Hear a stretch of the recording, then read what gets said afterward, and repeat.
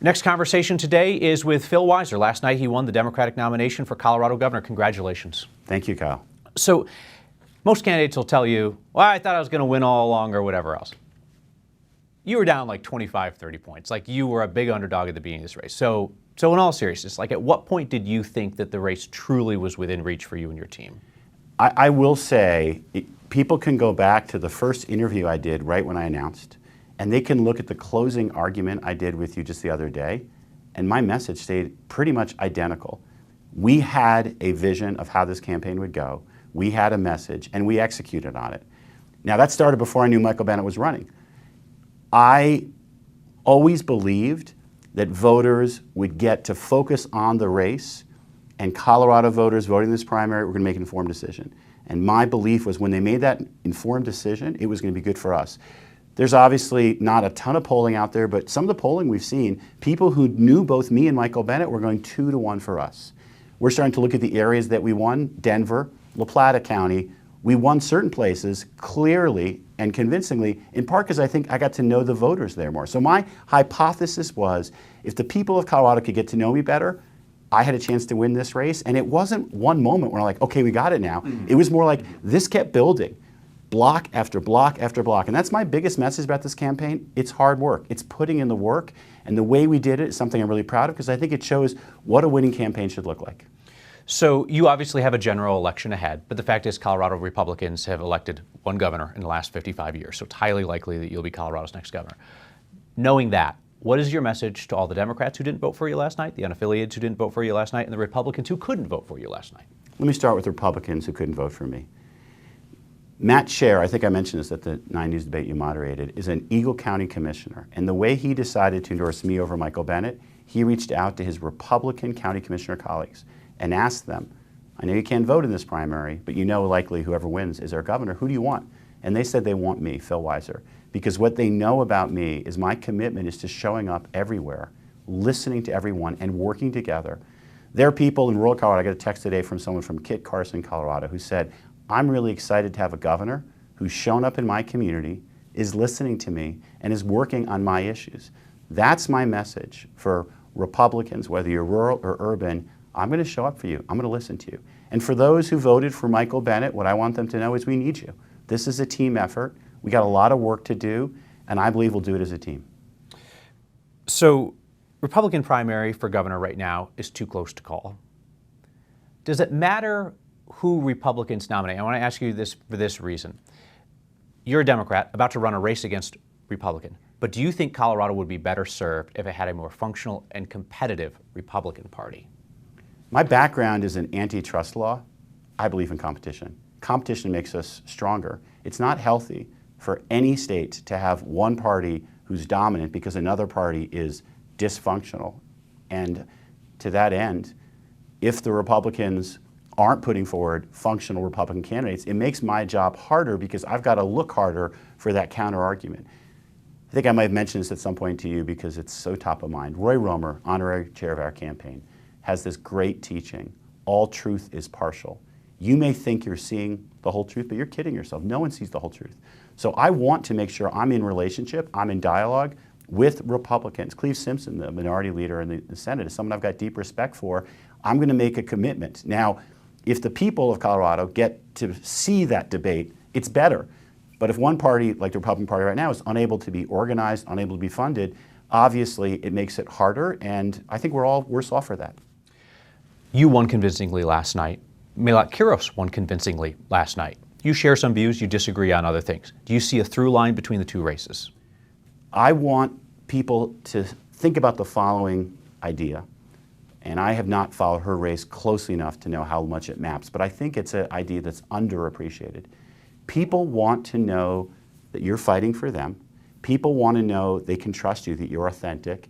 And people want to know that you care about them, that you're in dialogue with them. Putting in the work is something that I've learned from Roy Romer, from Ed Perlmutter, another co-chair of our campaign. And what I'm proud of, how our campaign showed up everywhere. It was an underreported story a lot of the time, but I had a lot of forum invitations where I said, I'll go. And I was there by myself. One in Durango, for example, a place we won convincingly. And Diana DeGette, I know, didn't come to interview with you, for example. I mean, like Kiros did. And I think that matters to people. Like, are you showing up?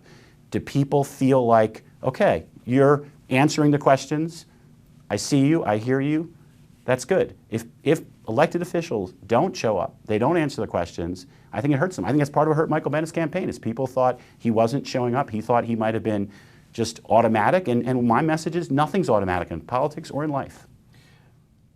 One of the criticisms of Milot Kiros is that she's anti-Semitic. And you talk frequently about your family surviving the Nazi Holocaust. I don't have a policy question for you here, just a personal question. Do you have a relationship with her? Are you able to sit down with her and have a conversation about difficult stuff, including Israel-Gaza? I haven't really gotten to know her yet. I've crossed paths briefly. I will look forward to, like I would with anybody, getting to know them. And I always approach any relationship thinking I can have a conversation. And what I walk the walk in this campaign, which I will walk with everyone from conservative Republicans to Democrats on the far left, is tell me what you're thinking about. Tell me what your values are. One of the examples in this campaign is Cairo Muslim Votes had a forum. I was invited, Senator Bennet was invited. He didn't show up. I showed up. They asked me questions. I didn't give them all the answers they wanted, but it was clear to me that they felt seen and respected just because I was showing up to listen. And so whoever is out there who's willing to be in dialogue, sign me up. Mm-hmm. A number of folks in the Jewish community in Denver have said that they have met with Milot Kiros and they felt like she didn't really listen to their concerns and that they're concerned about the things that she says. To the extent that you're aware of what she has said about Israel, do you see anti-Semitism there? Well, I want to pick up one point because it's personal to me, and I believe she said something about this in your interview. What happened on June 1st in Boulder was an anti-Semitic attack. I knew Karen Diamond. She was a supporter and a friend. I know Lou Diamond, who's now a widow. We cannot look at that murder and say anything else happened than a hate crime. And so if someone isn't going to acknowledge that, I'm concerned about that because this was tried. This was, now we have a conviction. Our judicial system is set up to make a judgment. And the judgment here was, it was a hate crime. And this is a point that you hear it a lot in the context of Black Lives Matter. Now we're talking Jewish Lives Matter. And for a lot of people, this may not have been as clear a conversation, but let me tell you what it means. Black Lives Matter, period. Period. Black Lives Matter. Elijah McClain's life mattered, period. You don't put a comma. Jewish lives matter. Karen Diamond's life mattered. You don't put a comma, an and or a but, period. That's the message, and I haven't sat down with her, but when we have a conversation and if this June 1st attack comes up, that's my view. Last question for you. A lot of progressives in Colorado are jubilant today. Some of them supported you, some of them didn't support you, some of them won other races, so on and so forth. There are a number of progressives as well as Republicans who fear the idea that the store is going to be open now for progressive ideas in Colorado, that Jared Polis was the stopper on that stuff, and now you or Michael Bennet would have just kind of given progressives free rein. What would you say to those progressives and conservatives in Colorado? Let me start with the conservatives, because I've already said it. I really want to underline this. I'm listening. I'm not making any decision that is excluding people. You often hear this phrase in government. If you're not at the table, you're on the menu.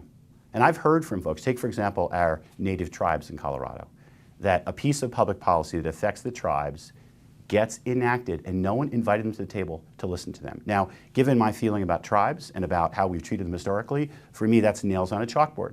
You can't do that to the tribes. But that's not a feeling I feel just about tribes. I feel that about rural communities. Housing in Kit Carson is different than housing in Denver. If we're making housing policy and it only makes sense in Denver, not in Kit Carson, shame on us. So for Republicans who are concerned, am I at the table? I want to tell you, once you get to know me, what you're going to know is there's a place for you. I'm going to listen to you.